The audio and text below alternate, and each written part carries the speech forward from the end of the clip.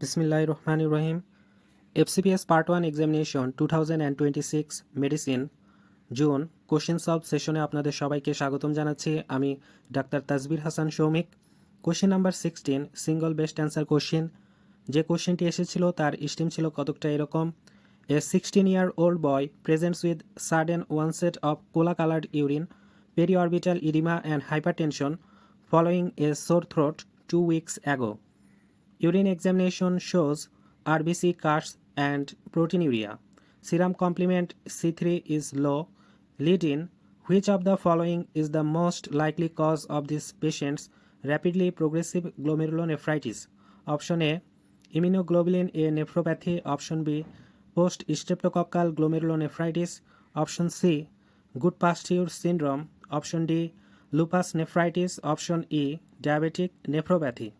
What will be the correct answer?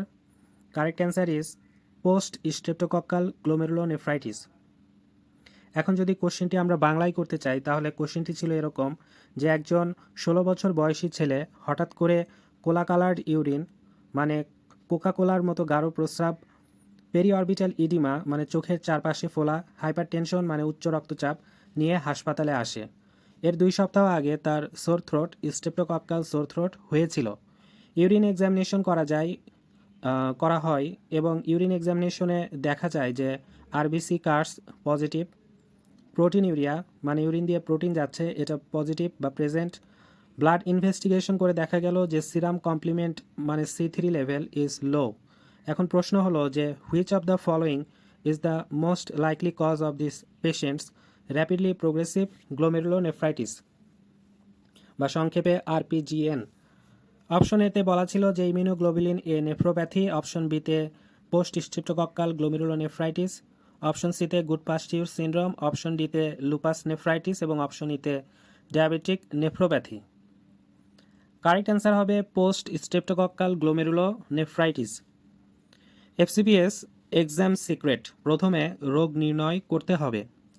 এই প্রশ্নে examiner সরাসরি PSGN বা পোস্ট স্ট্রেপ্টোকক্কাল গ্লোমেরুলোনেফ্রাইটিস লেখেননি, বরং এমন কয়েকটি ক্লাসিক ক্লু দিয়েছেন যেগুলো একত্র করলে একটি ডায়াগনোসিস দাঁড়ায়। সবচেয়ে গুরুত্বপূর্ণ ক্লুগুলো হলো সোর থ্রোটের 2 সপ্তাহ পরে রোগ শুরু হওয়া, cola coloured urine, periorbital oedema, hypertension, RBC cast, low C3। এই 6টি ক্লু একসাথে দেখলেই প্রথমে ভাবতে হবে পোস্ট স্ট্রেপ্টোকক্কাল গ্লোমেরুলোনেফ্রাইটিস বা সংক্ষেপে PSGN। এখন আমরা স্টেম ডিসেকশন করব, ক্লু বাই ক্লু অ্যানালাইসিস করব। ক্লু নাম্বার 1-এ কোশ্চিনে বলা ছিল যে সোর থ্রোট 2 উইকস অ্যাগো। এটাই কোশ্চিনের সবচেয়ে গুরুত্বপূর্ণ ক্লু। PSGN সাধারণত হয় গ্রুপে বিটা হিমোলাইটিক স্ট্রেপ্টোকক্কাস বা গ্যাস সংক্রমণের 1 থেকে 3 সপ্তাহ পরে, অর্থাৎ সংক্রমণ শেষ হওয়ার পর ইমিউন রিয়াকশন শুরু হয়। FCPS পার্লের মধ্যে যদি দেখি যে সোর থ্রোট সাথে 2 উইকস গ্যাপ রয়েছে তাহলে সেটা PSGN হবে। কোশ্চেনে ক্লু নাম্বার 2 দেয়া ছিল যে কোলা কালার্ড ইউরিন। কোলা কালার্ড ইউরিন কেন হয়? গ্লোমেরুলাসে প্রদাহ হওয়ার কারণে আরবিসি প্রস্রাবে চলে আসে। এই আরবিসি ভেঙে গিয়ে প্রস্রাব গাঢ় বাদামি বা কোকাকোলা এর মতো রং ধারণ করে। এটি নেফ্রাইটিক সিনড্রোমের ক্লাসিক ফিচার। কোশ্চেনে ক্লু নাম্বার 3-তে বলা ছিল যে পেরিঅরবিটাল ইডিমা, কিডনি ঠিকমতো সোডিয়াম ও ওয়াটার বের করতে না পারলে শরীরে পানি জমে যায়। প্রথমে চোখের চারপাশে ফোলা দেখা যায়, এটিও অ্যাকিউট নেফ্রাইটিক সিনড্রোমের গুরুত্বপূর্ণ লক্ষণ। ক্লু নাম্বার 4-এ যদি আমরা দেখি যে ছিল হাইপারটেনশন। গ্লোমেরুলার ফিল্ট্রেশন রেট বা GFR কমে যাওয়ার কারণে সোডিয়াম রিটেনশন ইনক্রিজ হয় বা বেড়ে যায়, ওয়াটার রিটেনশনও বেড়ে যায় এবং ব্লাড প্রেশার বেড়ে যায়। তাই PSGN রোগীর হাইপারটেনশন হওয়া খুবই সাধারণ। ক্লু নাম্বার 5-এ দেওয়া ছিল যে আরবিসি কাস্ট। এখন আমরা আসি যে আরবিসি কাস্ট কি।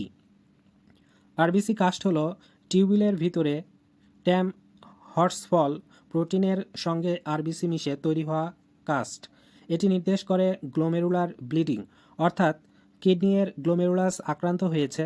FCPS হাই ইয়েল্ড পার্লের মধ্যে যদি দেখি যে RBC cast equal to glomerulonephritis until proven otherwise. Clue number 6-এ ছিল যে লো সিরাম C3 বা কমপ্লিমেন্ট 3। C3 এর ফুল ফর্ম হলো কমপ্লিমেন্ট কম্পোনেন্ট 3। এর নর্মাল ভ্যালু হচ্ছে 90 থেকে 180 মিলিগ্রাম পার ডেসিলিটার। পিএসজিএনএ বা পোস্ট স্ট্রেপ্টোকক্কাল গ্লোমেরুলোনেফ্রাইটিসে ইমিউন কমপ্লেক্স জমে কমপ্লিমেন্ট অ্যাক্টিভেট হয়, ফলে সিরাম C3 কমে যায়। এটি পিএসজিএনের সবচেয়ে গুরুত্বপূর্ণ ল্যাবরেটরি ক্লু। এখন আমরা আসি যে পিএসজিএন কি বা হোয়াট ইজ পিএসজিএন। এটি পোস্ট স্ট্রেপ্টোকক্কাল গ্লোমেরুলোনেফ্রাইটিস হলো একটি ইমিউন কমপ্লেক্স মিডিয়েটেড গ্লোমেরুলোনেফ্রাইটিস। এটি টাইপ 3 হাইপার সেন্সিটিভিটি রিয়াকশন, অর্থাৎ স্ট্রেপ্টোকক্কাল ইনফেকশন হলো, সেখান থেকে অ্যান্টিজেন অ্যান্টিবডি একটি কমপ্লেক্স তৈরি হলো। এই কমপ্লেক্সটি আবার গ্লোমেরুলাসে জমা হয়, কমপ্লিমেন্ট সেই কারণে অ্যাক্টিভেশন হয়। কমপ্লিমেন্ট অ্যাক্টিভেশন হলে ইনফ্লামেশন হয়ে থাকে, ইনফ্লামেশনের কারণে হেমাচুরিয়া হয়, ইদিমা হয়, প্লাস হাইপারটেনশন হয়। এখন আমরা আসবো যে কেন পোস্ট স্ট্রেপ্টোকক্কাল গ্লোমেরুলোনেফ্রাইটিস সঠিক উত্তর। পোস্ট স্ট্রেপ্টোকক্কাল গ্লোমেরুলোনেফ্রাইটিস এর full form post streptococcal glomerulonephritis. Group A beta haemolytic streptococcal ইনফেকশনের 1 থেকে 3 সপ্তাহ পরে ল্যাবরেটরি ফাইন্ডিংস পাওয়া যায় যে low C3, RBC cast, mild proteinuria, clinical feature থাকে cola coloured urine, periorbital oedema, hypertension. এই কোশ্চিনের প্রতিটি ক্লু পিএসজিএনের সঙ্গে পুরোপুরি মিলে যায়। এখন আমরা দেখি যে অন্য অপশনগুলো কেন সঠিক নয়। অপশন এতে বলা ছিল যে ইমিউনোগ্লোবুলিন এ নেফ্রোপ্যাথি, এর ফুল নেম হলো ইমিউনোগ্লোবুলিন এ নেফ্রোপ্যাথি বা Berger disease, complement level C3 সাধারণত নর্মাল। কেন সঠিক উত্তর নয়। ইমিউনোগ্লোবুলিন এ নেফ্রোপ্যাথিতে হেমাচুরিয়া হয় সোর থ্রোটের 1 থেকে 2 দিনের মধ্যেই। এটিকে বলা হয় সিনফ্যারিঞ্জাইটিক হেমাচুরিয়া, কিন্তু এই রোগীর ক্ষেত্রে 2 সপ্তাহ পরে রোগ শুরু হয়েছে, C3 কমে গেছে, তাই এটি ইমিউনোগ্লোবুলিন এ নেফ্রোপ্যাথি নয়। অপশন সিতে বলা ছিল যে গুড পাস্তিউর সিনড্রোম, এর ফুল ফর্ম হলো anti glomerular basement membrane disease. Antibody যেটা আসে তা হলো অ্যান্টি জিবিএম অ্যান্টিবডি পজিটিভ। কেন এটি সঠিক উত্তর নয়। গুড পাস্তিউর সিনড্রোমে থাকে আরপিজিএন, হেমাচুরিয়া, হিমোপটাইসিস মানে ফুসফুস থেকে রক্ত, কিন্তু এই রোগীর হিমোপটাইসিস নেই। রিসেন্ট স্ট্রেপ্টোকক্কাল ইনফেকশন আছে, লো C3 পিএসজিএন এর পক্ষে বেশি। অপশন ডিতে বলা ছিল লুপাস নেফ্রাইটিস, এই ডিজিজের নাম হলো সিস্টেমিক লুপাস ইরাইথেম্যাটোসাস বা সংক্ষেপে SLE বলে থাকি আমরা। অ্যান্টিবডি যেটা আসে তা হলো ANA পজিটিভ থাকে, অ্যান্টি ডিএস ডিএনএ পজিটিভ হয়, কমপ্লিমেন্ট C3 কমতে পারে। এটি কেন সঠিক উত্তর নয়। লুপাস নেফ্রাইটিসে সাধারণত থাকে মেলার র্যাশ, ফটোসেন্সিটিভিটি, ওরাল আলসার, আর্থ্রাইটিস। এই রোগীর এসব কিছুই নেই। অপশন ইতে বলা ছিল যে ডায়াবেটিক নেফ্রোপ্যাথি, এর কারণ হলো দীর্ঘদিনের ডায়াবেটিস মেলাইটাস। কেন সঠিক উত্তর নয়। ডায়াবেটিক নেফ্রোপ্যাথিতে কোলা কালার্ড ইউরিন হয় না, আরবিসি কাস্ট থাকে না, অ্যাকিউট নেফ্রাইটিক সিনড্রোম হয় না, সোর থ্রোটের সঙ্গে সম্পর্ক নেই, এটি ধীরে ধীরে প্রোটিনিউরিয়া দিয়ে শুরু হয়। এখন আমরা দেখি যে আরপিজিএন এর প্রধান কারণ FCPS হাই ইয়েল্ড। টাইপ 1 এর মধ্যে যদি দেখি যে অ্যান্টি জিবিএম ডিজিজ বা গুড পাস্টিউর সিনড্রোম, টাইপ 2 এর মধ্যে PSGN, lupus nephritis, immunoglobulin A nephropathy, কিছু ক্ষেত্রে টাইপ 3 এ আনকা অ্যাসোসিয়েটেড ভাস্কুলাইটিস যেমন GPA, MPA. FCPS high yield পার্লসের মধ্যে আমরা দেখি যে পিএসজিএন এটা একটা টাইপ 3 হাইপার সেন্সিটিভিটি রিয়াকশন, এতে C3 বা কমপ্লিমেন্ট কম্পোনেন্ট 3 কমে যায়, এসও টাইটার প্রায়ই বৃদ্ধি পায়। লাইট মাইক্রোস্কোপি করলে ডিফিউজ হাইপারসেলুলার গ্লোমেরুলি দেখতে পাওয়া যায়। ইমিউনোফ্লুরোসেন্স এই টেস্টটি করলে lumpy bumpy granular immunoglobulin G এবং C3 ডিপোজিশন দেখতে পাওয়া যায়। ইলেকট্রন মাইক্রোস্কোপি করলে সাব এপিথেলিয়াল হামস পাওয়া যেতে পারে। RBC cast equal to glomerulonephritis. So cola coloured urine সাথে যদি লো C3 থাকে plus 2 weeks after sore throat হয়, তাহলে সেটা হবে পিএসজিএন বা পোস্ট স্ট্রেপ্টোকক্কাল গ্লোমেরুলোনেফ্রাইটিস। এখন আমরা মেমোরি স্টোরির মধ্যে একটি গল্পের মাধ্যমে এটি মনে রাখি যে একজন স্কুল ছাত্রের গলা ব্যথা বা স্ট্রেপ্টোকক্কাল সোর থ্রোট হলো। 2 সপ্তাহ পর সে দেখে যে প্রস্রাব কোকাকোলার মতো, চোখ ফুলে গেছে, প্রেশার বেড়েছে। ডাক্তার বললেন ব্যাকটেরিয়া এখন নেই, কিন্তু তোমার শরীরের ইমিউন কমপ্লেক্স কিডনিতে জমে গ্লোমেরুলাসে প্রদাহ করেছে। তখনই মনে করতে হবে যে স্ট্রেপ্টোকক্কাস সোর থ্রোট, 2 সপ্তাহের অপেক্ষা, কোলা কালার ইউরিন, লো কমপ্লিমেন্ট কম্পোনেন্ট 3 PSGN। সো আমাদের ফাইনাল অ্যান্সার হবে পোস্ট স্ট্রেপ্টোকক্কাল গ্লোমেরুলোনেফ্রাইটিস বা সংক্ষেপে PSGN। FCPS ওয়ান লাইনারের ভিতরে যদি দেখি যে সোর থ্রোটের 1 থেকে 3 সপ্তাহ পরে cola coloured urine, periorbital oedema, hypertension, RBC cast এবং লো C3 এর সমন্বয় হলো পোস্ট স্ট্রেপ্টোকক্কাল গ্লোমেরুলোনেফ্রাইটিসের ক্লাসিক চিত্র।